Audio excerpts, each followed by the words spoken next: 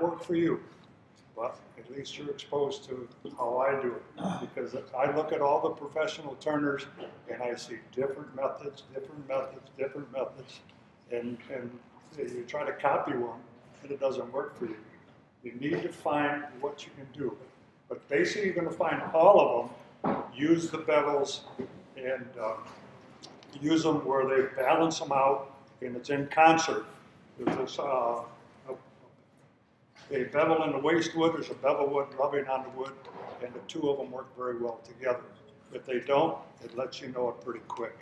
We're going to use three different lathes, three different gouges tonight, and I have some samples of wood of these, and my tools are up there. If you want to look at them, that's fine on that one. This would be a V gouge, and it's sold by Thompson. It's narrower in the snout. Both sides are straight, come down, and I do it this way. Okay, both sides come down on the sides pretty straight, and the flute is in the bottom of it. So this is the V, sold basically by Thompson. Jimmy Tues uses it a lot, and he sells his product on Thompson tools also. So that's one we'll look at. This is a parabolic, and the parabolic is kind of an oval shape across the flute and up on the walls. And that one is, boy, Stuart Batty has it. D-Way Tools sells, their tools are ground this way exclusively. He does not sell a V, and Thompson does not sell a parabolic except for Lyle Jameson. You have to buy it through Lyle Jameson and then sell it the other way. The third one is a U, and the U, of course, is basically the shape of a U. The walls are pretty straight up on it. You can use a parabolic, you can use a V. They're going to be a little bit different than a straight U gouge, but the U itself is with the straight wings up, are what wood turners, bowl turners used for years. The old timers, that's what they had, and they used it for a reason, and the reason is how well they cut, and they do a very good job of that. So we'll pass these around and get a look at those. Okay, we're going to look at some video. I have about 7.5 minutes of video. I want to give you a little background. I was a football coach for 40 years, and I spent a lot of time staring at video and trying to figure out what the other team was doing and how everything worked. So I started out on 8mm film, burned a lot of holes through that. Went on the videotape and worked the outside right off the tape, going back and forth, back and forth. When we were Chicago Woodturners, we'd be at Bill Hodgman's house with a demo, and they would videotape it. I would go home and run that videotape back and forth, back and forth, back and forth, and watch rap. I'd fall asleep probably. But that's the way it was embedded, and we would find things out. So now, update. I have an iPhone 6, and I bought it for the video and for the photography. And I just got a brand new 27-inch iMac. It's 5K, and not much serious volume anymore. Not like when you turn the whole film. So what I did was film this with my iPhone 6 in my left hand, the gouge in my right hand.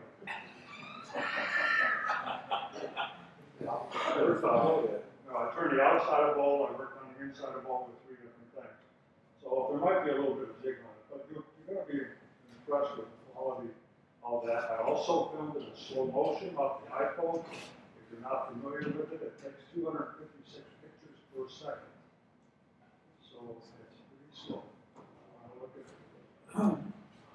Watch the chips come off of that. So we're going to do that with the help of my assistant. I'm going to work it through my iPad over to my iTV, hopefully, and I have to turn it right side up to do that.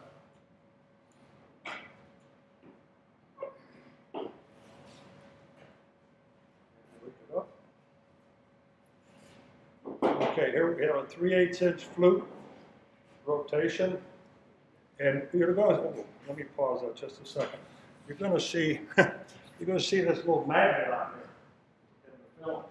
There's two things you're going to see. One is the magnet right there. I'm starting this tool over at 9 o'clock, and you're slowly going to see the flag raise up, and the flute will go up to about 11:30, somewhere in there. You're also going to see on some of the bowls there are the lines painted in. And the reason they are painted in, somewhat like that, and this one is when you start turning on the outside of the bowl, you're starting basically with straight frames or flat frame on it. And there's only about that much of a bowl, or about 5% of it is going to be that same thing at the edge. So what you have down here is not enough here. This is all going to be cross-grained, and you're cutting across it. So when you start going down inside the bowl, that's why it changes. And when you start at the foot of the bowl and work out, that's why it's changing all the time. You have to adjust to that. You have to use your tool to ride that from float. Excuse me, the new terms now are not ride the bevel. Float the bevel on the wood. Don't let it know it's been touched. Well, there's all kinds of good things like that. Okay, so this isn't a whole lot, so you get the idea of where with that. Okay, so we're looking here at a 3/8 inch, and it starts out right down on the bottom. Here's the magnet on there, and it's slowly going to rotate as it comes up. You're going to start seeing shavings coming off the field, off the flute. At 9 o'clock, we didn't see much at all, and we're starting to see curls starting to appear. As it starts to come up now, look at the gathering down at the bottom of the magnet and the fluff that's coming off the tool here. Now what's happening, if we look at this closely, and I can hit that, I got my little laser here, and right in here, we're cutting on the flute and the curve, and the wood is sliding up against the edge or the wing here and coming off this side on this one. Some of it's coming down the flute, but this is the one bevel is in the waste wood. The other bevel right on the other side here is rubbing on the wood and finishing the wood right in that area right there. So we're getting a combination of the two to keep it in what's called a sweet spot. And when that sweet spot is there, you can take your hand away, put your iPhone in the other hand, and let it push across the wood with it. So here we're coming up. It's getting up to the point there where it was pretty much at 11:30. Here's a faster speed, and the jiggling, of course, is holding on to it. Here we have a 1/2 inch parabolic flute rotation with it. And there you see the lines of the grain. If you look in close at that, you would see, I think it'll move in at the end here, the curling, and sometimes across the cross grain or the end grain, you'll see it chip up and break off, and then it starts to curl as it goes in, and then when it gets past the grain, the cross grain there, it goes into the tear out, what I call the tear out area, and you rip it up in that area if you don't get it smooth. So here you can see the magnet coming up. Is that slow motion? And this is a V, I believe, on this one. And see the tiny curls out in the front? How small they are. That's the nose of the V right here. Here's your waste wood, cutting the waste wood, and here's the bevel rubbing on the surface of the bowl. There's all three of them with some speed. There's the V, and this side is in the waste wood there, and the right-hand side will be rubbing right on that. And again, you see the wood coming off this way. Oh, by the way, all your tools are razor sharp. There you saw the flute go up, and here's the parabolic. And the parabolic, catch that right there. Back a little bit. You look at some of these curls here, you'll notice the edges are kind of ragged. They're not when you see a U, you're going to see them much smoother. But it cuts, and what it's doing, again, is raising it up here, and there's not much wood left, and it's just taking off the last little bit in that. But if you look at one of these curls, it's thicker in the cross section, right through here in the middle, and then both sides are feathered, or a little bit like that. So it's going to be really interesting to sit and look at some of it. At least I am. You have to get bored of it. And here's a U. Down in here, you can see the wood coming straight up the flute. We're riding on this side, and we're in the wastewood again over on this side. I do a lot of my cutting on the close side to the bowl. David Ellsworth type of cutting, I guess, would be one of them. Now we're on the inside of the bowl. This is the parabolic and the left wing working on the cutting. And again, this is zoomed in post in the editing program. And we can see on the left-hand side right here, the wood is cutting and smoothing the last part of it. The nose on the left-hand side is into the wastewood and cutting, and you can see again how the shavings are cleaned or cut very well, but you can see they're feathered on the edges.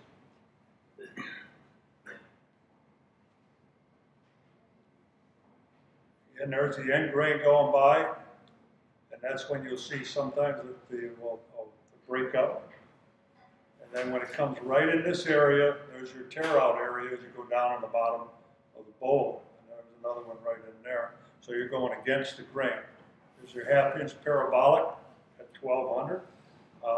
I could have gone probably at 2800, but all you can see was a flying by. Here again, the parabolic is on the left-hand side. The parabolic has a wider nose right in there. And that's one reason it's easier to use. Most people find the parabolic much easier to use than a V, or a U is even harder for a lot of people. Here's a U, and this is a shaving. Look at the curls come off of here, how clean they look, uniform and just kind of curling up. Again, this is the lathe going slow and in slow motion also. There you can see some of it really very, very clean. And that's why those old guys, they used those things and they used them very well. And they didn't have to sand much. They didn't like sanding. But if you catch this edge, we've all been there. It's no fun. Speak for yourself. It kicks back and you get a bunch of lines. All right, here's a U on the left going 1200, but it is still in slow motion. But you can see the same process, and this will carry us all the way in the bottom of the bowl. There's also what's called a bottom feeder, which is a pretty blunt on the bottom. And if you're into a bowl and you're having trouble with tear out on the bottom, you can, in this area here, a lot of times a bottom feeder will help you get across that and down in the bottom of the bowl. This is a V, and again, they're tiny little spirals coming off. It cuts smoothly. It won't cut as smoothly as a U, but it's a much narrower point out here doing it. And when the wood comes up, it's going up a little bit right in there. It's a straight line. It hits that wall and then just goes straight up, and right through there. So it's different than a U where you have the edge, a longer edge. Yeah. Okay, so if you're looking at the tool, if you watch Stuart Batty's videos, you'll always see him measure to the center. And that's what you want to know. How do I finish with it? Is it too high? Is it too low? That type of thing. So it's a little more difficult out here. We're going to go come around the back every time. So any way you can get it there. We're going to start out, I knew it didn't go that slow. just a look at this. This is a V gouge, and some people will cut across this way.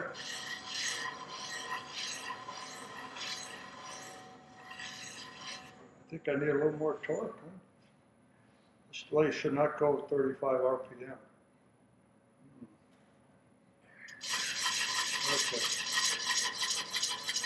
And you can see from the flag here, it gives you an idea of where my flute is, and I'm probably at about 1030 right here, and I can bring it across. The only thing I see here is if I'm working like this, I'm going to have to try to pull this across, and to me that's not the way I want to do this. Pulling across on it, I could drop the bevel, and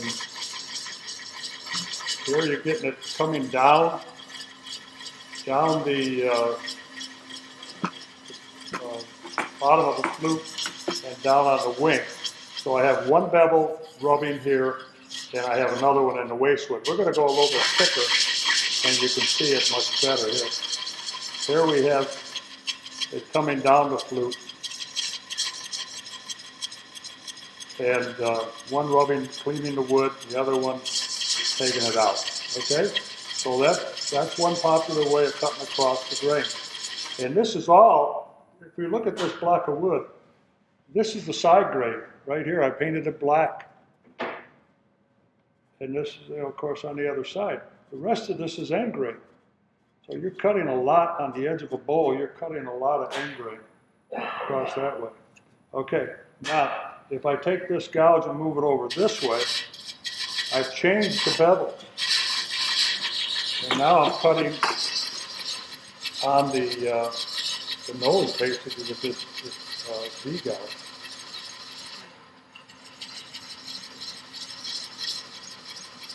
And the right-hand side is cleaning up the tool,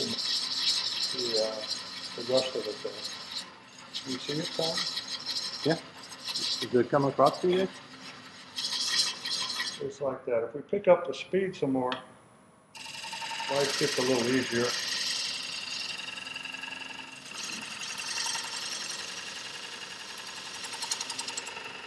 But notice this V gouge takes off a pretty narrow cut, and it kind of can move around a little bit. We'll go parabolic. This is my favorite gouge right here. This is a D-Way, sold by Dave Schweitzer, and put that under. Can you see that? Yep. This is a 1/2 inch parabolic. Sells for about the same price as Thompson, and it has 18% cobalt in it, so it's a little tougher than a Thompson tool. It's still used. I use my CBN wheels, of course, on these to sharpen them. But I want you to look at the flute right here. Notice it's a little wider, and it incorporates the wings a little bit as they're rounded than with the V gouge itself. So we're going to put this one and see if we can work that. What angles are you grinding with? You grind them all about the same? What angle am I grinding these? Yeah. My angles can be 50, 55, 60, again.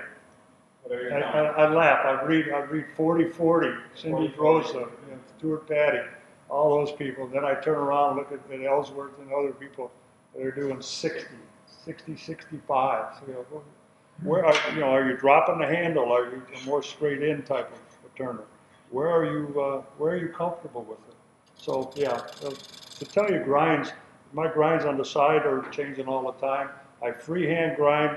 As long as it's sharp and I can feel it, it doesn't bother me too much in most situations until I'm on another. But here we're going across.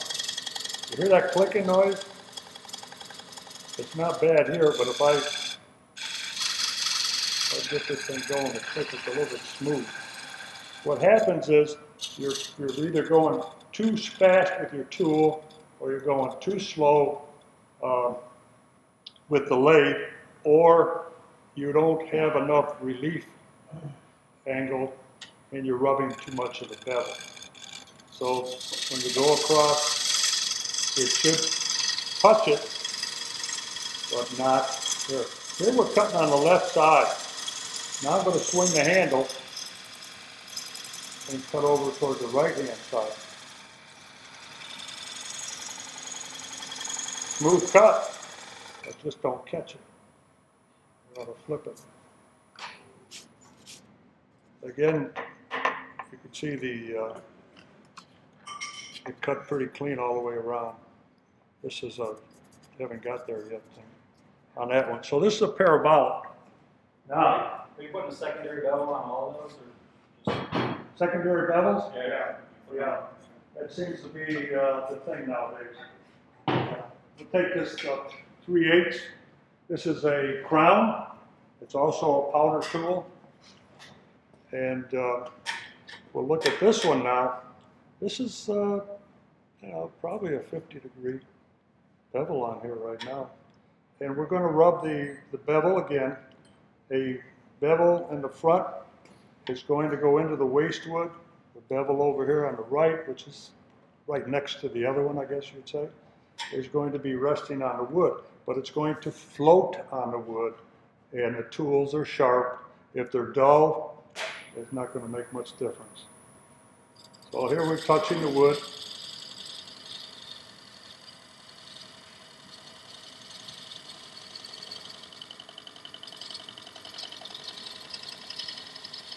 Sometimes if you hear it starting to bounce on you, stop. You've got a problem there, it's better to come back and pick it up, because once you get bouncing too much, you're going to have more trouble with it. So here we backed up and went across it a second time. Now you can look at these curls, it's cut there. So, cutting across the end grain here, always want to work toward the headstock. You got 95% of the wood going that way, so you might as well. All right, so, by the way, I need to put on my safety glasses. Notice what I have here. This is the best way to transport these things.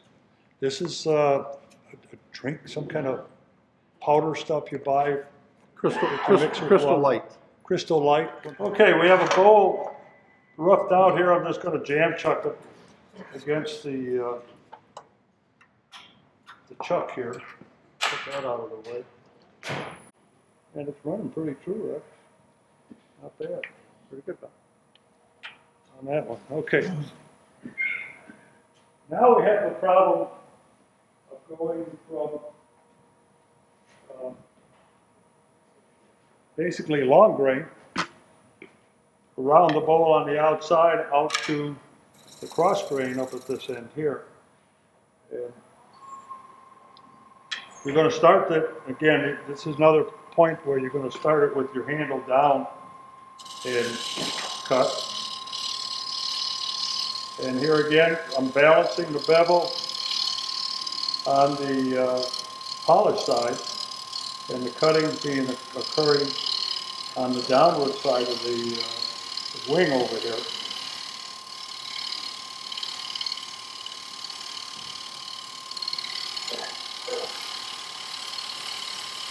It's important that you move your body. I'm over on my right hand leg, and I didn't swing over to the left with my hips, and it started coming out of the cut.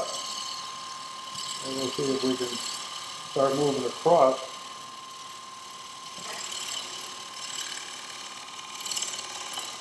There we got a little knocking going on.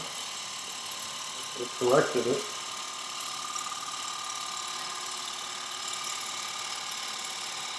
And for some people, this works beautifully all the time.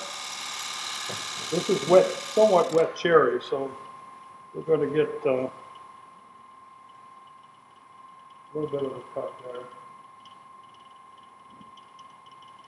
If you can see, this is a bead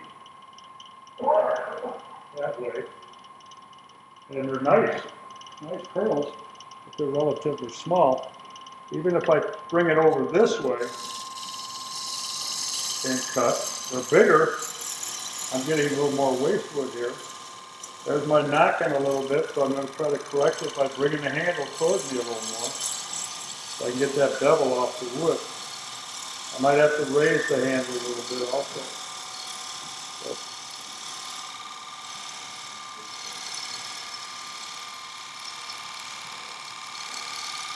These are similar in the cut.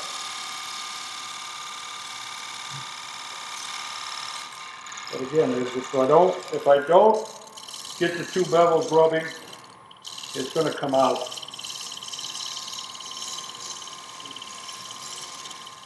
And there's the bevel at the bottom rubbing right here now. That's up, up, up, up, up. But if I bring the handle around a little bit, get over toward my left leg a little bit more, and I'm going to roll this over to 9. Notice how it's going deeper. The point's doing all the cutting here, and the rest is scraping. So if you look at my finger right here. Gotcha. Look at the long little sawdust like here. That's from being scraped off. If it's dull, you're going to have a lot more trouble with it. Here, loose up, curls, tool rest is clean. And I want to move over toward my left leg. Make sure your body movements are working with that, okay? Now, I'm going to switch that one over to a 1/2 inch. And this is a parabolic, again, with a wider sweet spot.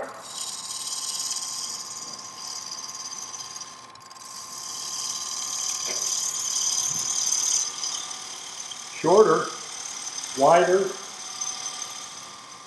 and much easier. I'm relatively pleased compared to what I was really focusing quite a bit with that one. This one, that you hear me banging in, it's a little too deep a cut. Back a little bit on that one. So the parabolic could be run this way also. But I'm over on the side of that flute some. And this isn't a whole lot different than the full cut. Because I got my finger wrapped around and I'm pulling the gouge around as much as I am moving my body. And a lot of people just want to pull. They don't go from their right leg over to their left leg. They don't get any body. They're no hula. They're not from Hawaii. It's just, you got to move. You got to be able to be fluid on your hips. And it's not just that belly muscle all the time that works. You got to move it around. Bring it around. Again, these curls are a little thicker. You could push it a little bit harder, but this is a U. Excuse me. This is a parabolic. Parabolic from D-way. It's a 5/8. It's ground with the wings slightly back, but not a whole lot. So you're just kind of getting them out of the way a little bit. But we're going to do the cutting down there on the bottom edge and work our way off the right-hand side of this tool. Let's take a look at the finished cut. It was on the last one here. And it's pretty smooth. There's a few little lines in here because the diameter is smaller. When you're down here, you got to go slower. When you're up here, everything's moving faster. So you have to adjust and move your body to the speed of the rotation. We're running about 1,000 RPM here. And here I am with it rolled over. You can't see much, I'm sure. But if I roll this up and put it on the right-hand wing, now my bevel is just behind the edge. I'm not rubbing that whole bevel back there. It's just enough of it to make my cut. And it's coming over this way. So it's rolling across the bottom and up over the other way. As you can see, there we got into a little thicker wood. But very uniform cut, similar to what we... I'm going to pick up the speed here a little bit, and we'll take another look at that. We're running about 2,000 RPM now. And you'll notice down here, everything rolls pretty well, doesn't it? Because I'm up to 2,000, I just doubled my RPMs, and I'm on the smaller end of this. So this is really not, it cuts very well. As I move up, I'm not pushing into the wood, I'm just riding or floating the bevel across the edge here. Now we're going to get to here. This is a lot of wood. It'll cut it, but I have to push harder. And if we look at it, when it's spinning here, you can see it's really smooth with even that thick wood because of the cutting here and the speed. This is probably a little bit smoother than what's down here. And again, RPM does affect the cut. Jimmy Tues cuts fast for reasons. He wants that wood to come around and slice, and he can move the tool faster, and make it work for him. So, those are the three tools on the outside on that. Okay. So now we're looking at the inside, and again up here, I didn't mark them all, but there's not a whole lot of side grain here, and I want to get inside the bowl. Okay, so we're here, and we have this rolled over, and we're cutting on the right-hand side as we go down, and you're going to see this start to roll up, and I'm going to start coming across the nose a little bit, and get that out of the way. And I'm on the right-hand side there. I'm going to have to blow on it. And I want to be moving from my right leg over to my left leg. Now I'm going to thin out that cut a little bit. And I'm going over to the left-hand side. Hear the difference? And now I'm cutting on the left-hand side of that pointy V gouge. I'm a little bit high at the tool rest. See where I'm coming in? Now Dick would be up here and dropping in. And that's, again, a way of doing it. Did I slide down the tool rest? Did anybody notice? We're going to talk right here. If you take this tool and you push it across down the tool rest at the center, most of the time you're going to flatten out the bottom, or you're going to start rubbing the bevel and it puts a hump in the bottom of the bowl. If you get to this point and you move from your right leg, I'm going to speed this up so it looks right, from your right leg over to your left leg, notice the tool isn't sliding down the rest there. It's just starting to get there when it gets toward the bowl. So what we're after is a pivot, pivoting the hips around to get into the bottom of the bowl rather than shoving the tool. Dick made a great statement. I've looked at his videos probably 100 times. If you see the wood, and it's hard to do in this wet wood here, but if you see this wood, let's use the center here as an example. If you see it curling up here, here it is. It's curling up right here. It's curling up. You're prying the wood off the bottom of the bowl. That long grain we talked about, you're pulling it up as you go. So you'd really like to take your time, speed. Maybe I have to go to 2,500 here at the bottom of the bowl. If I speed it up and not go too fast, I can get around that curve. I can also get a nice bottom in my bowl. And again, pivot, right. Now I just ran out of room, so I'm going to move my legs and get back over to the right leg and finish more on the left leg. Don't push through the center, you'll rip the center out of it. Doing stuff like that. You'll catch it and leave yourself a good sanding job on there too. But you can see some of it right there. But if you look at this area below this is where we started. There's not any tear out in here. So it's pretty smooth. And that's a V gouge making that cut. Okay, we've got 2 to go here. Hang with me. Actually 3. Bottom feeder. Right here. I'm gonna look at 2. Right here. Thank you. And this, you can do this at home, by the way, if you want to see what you're doing with that flute. But this isn't my idea. These aren't my idea. They just come up. But now I'm on the inside of the bowl, I really don't have to go after it quite that much. I'm cleaning this up a little bit. I'm on the right-hand side of the flute. Now it's starting to switch over to the left-hand side. My nose is basically in the wastewoods with a little bit of the right-hand side over there, and now I really am getting a little bit deep in it, and I have to use the right-hand side there.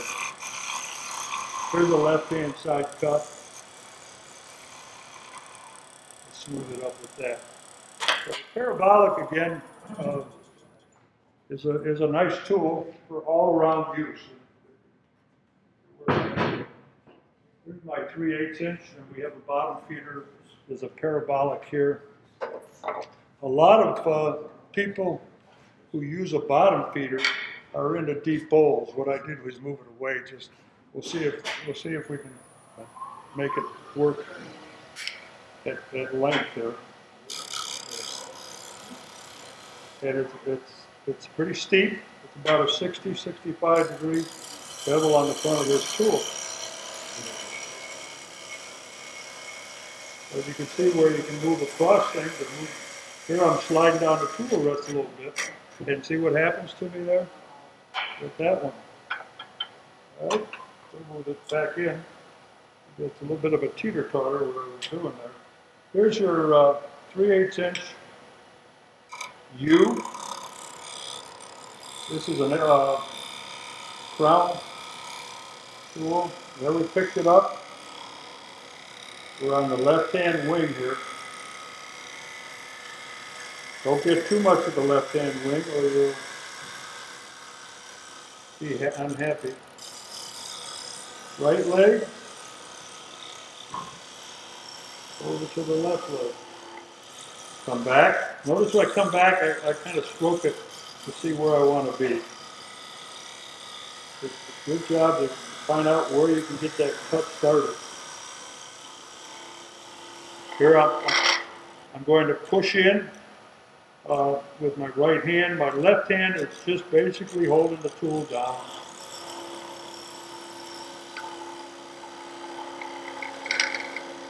You hear the 3/8 inch gouge rattling a little bit.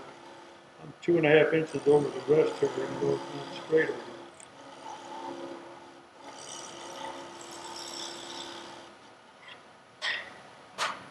I like to leave a dimple in the bottom, because it's a lot easier to sand the dimple out than it is to sand out the depressions and things. But, you know, this by far I think will cut the smoothest. It's a learning curve. Hey Bob, is there any reason not to cut that protruding wing off the last one? I'm sorry? Is there any reason not to cut that upright wing or grind that upright wing off? Oh yeah, we can take a look at that. Why you don't want to go up the wing too far? This one isn't quite vertical. It's grown back a little bit. But if I'm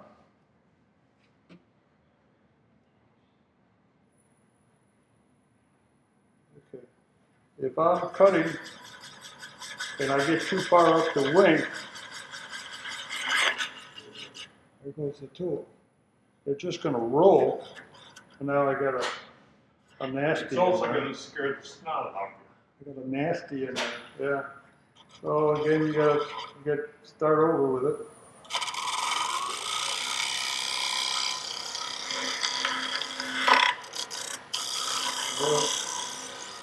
Kind of out there.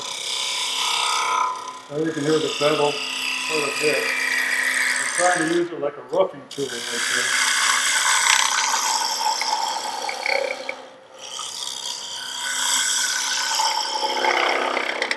Hear that? Why did that happen? Over too far? No, not so much over too far. Are you rubbing the bevel? Where was I on the bowl? The bottom, The bottom. How big's the diameter? not very. Not very big. I was going 1,400, 1,800, 1,900, but I really pushed it. I pushed the tool into the wood. I didn't let the tool cut.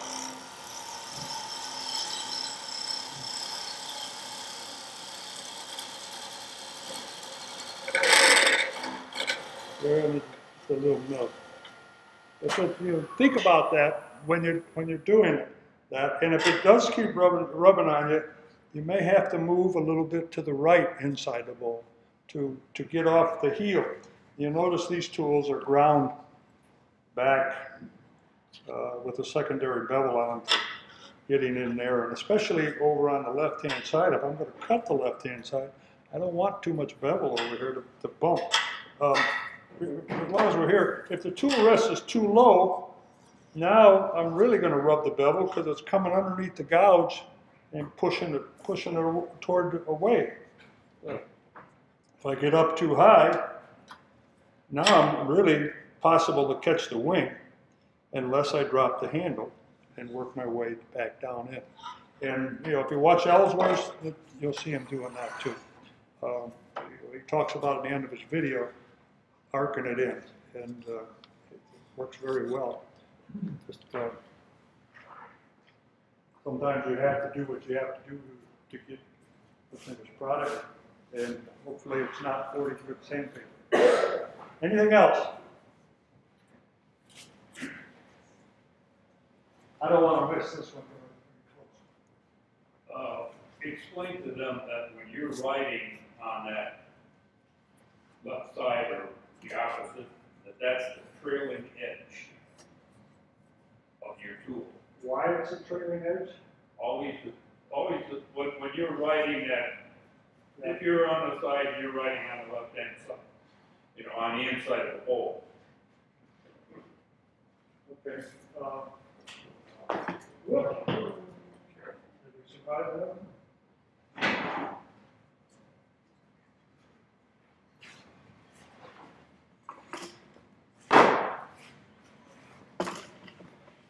If I'm over here on this side, if you study these films, you'll see the wood is starting to be cut on the, I would say the center side, or even closest to the center, in the waste wood.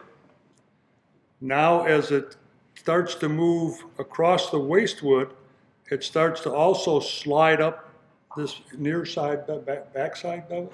And that is the backside edge. That's the trailing edge. Trailing edge, And thank the you. trailing edge of any tool is the one that will bite you.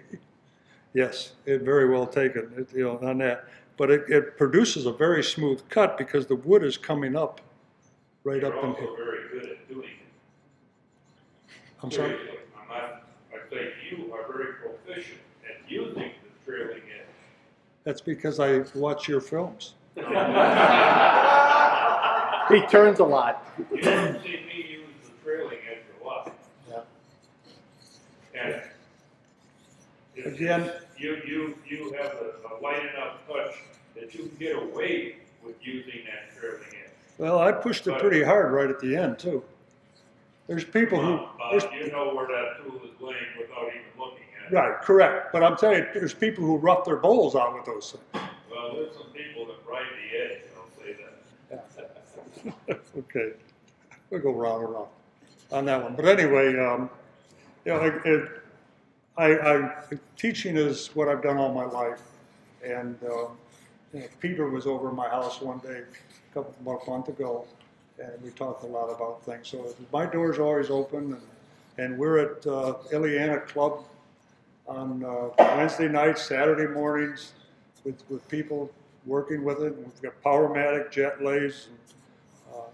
It's a good time over there too. But whatever, if you want to come to my house, if you want me to come to your house, I don't care. I check out what you have on that one. But I'm done. Thank you.